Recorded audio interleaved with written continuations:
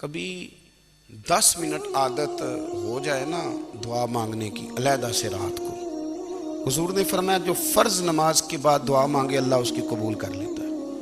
نبی پاک صلی اللہ تعالیٰ علیہ وسلم نے فرمایا اللہ مسافر کی دعا قبول فرماتا ہے۔ حضور نے فرمایا اللہ مظلوم کی دعا قبول فرماتا ہے۔ حضور نے فرمایا بیمار سے دعا کراؤ اللہ اس کی دعا قبول فرماتا ہے۔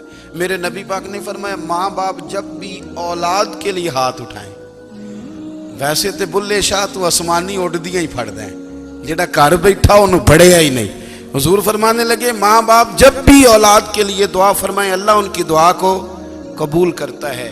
آپ اپنا تعلق بنائیں، دعا کے ساتھ، عبادت کے ساتھ، مصلی کے ساتھ رشتہ بنائیں، استغفار پڑھیں۔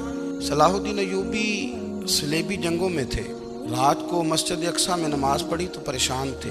ایک بزرگ سے ملاقات ہوئی تو وہ کہنے لگے کہ آپ بڑے پریشان ہیں۔ کہنے لگے حضور پریشان اس لیے ہوں کہ پہلے ہی مسلمان کمزور ہے، اب میں نے سنا ہے دشمن کا ایک بحری بیڑا وہ جنگی سامان سے بھرا ہوا آ رہا ہے، تو اب ان کے پاس اور تلواریں اور نیزے آ جائیں گے، مسلمانوں کے پاس پہلے ہی وسائل کی کمی ہے، پریشان ہو کس طرح کر کے مقابلہ کریں گے۔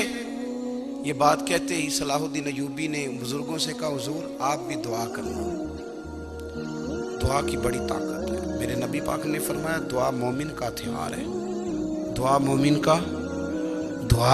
کا حضور نے فرمایا تقدیر کو سوائے دعا کے کوئی چیز نہیں بدل سکتی۔ دعا مومن کا ہتھیار ہے، یہ کافر کے پاس کوئی نہیں، یہ ہتھیار ہے مومن کا۔ اللہ کرے آپ کو سمجھ آئے، پھر سنیں کئی بار کہہ چکا ہوں یہ ہتھیار ہے۔ کافر کے مقابلے میں جو تیرے پاس سب سے بڑا ہتھیار ہے وہ دعا ہے۔ دعائیں کرانی چھوڑ دی، کرنی چھوڑ دی، لینی چھوڑ دی۔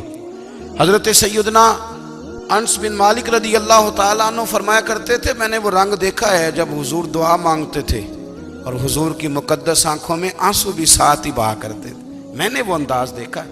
تو صلاح الدین ایوبی بزرگ سے کہنے لگے آپ بھی دعا کیجیے، اور خود رونے لگے اور سر سجدے میں رکھ کے رونے لگے، اور عشاء سے لے کر فجر تک روئے، خوب روئے۔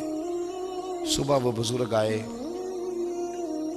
تو صلاح الدین ایوبی کا خوبصورت اور ہنستا ہوا چہرہ دیکھا، کہنے لگے آپ بڑے خوش ہیں، رات تو میں نے بڑے روتے ہوئے دیکھا تھا۔ تو کہنے لگے حضور وہ جو بحری بیڑا آ رہا تھا نا وہ پانی میں ڈوب گیا ہے، اب وہ نہیں آ رہا، ابھی خبر آئی ہے تو میں بڑا خوش ہوں۔ بزرگ کہنے لگے اٹھ سینے سے لگ اور سن ایک بات، وہ بحری بیڑا پانی میں نہیں ڈوبا، وہ تیرے آنسوؤں میں ڈوب گیا ہے۔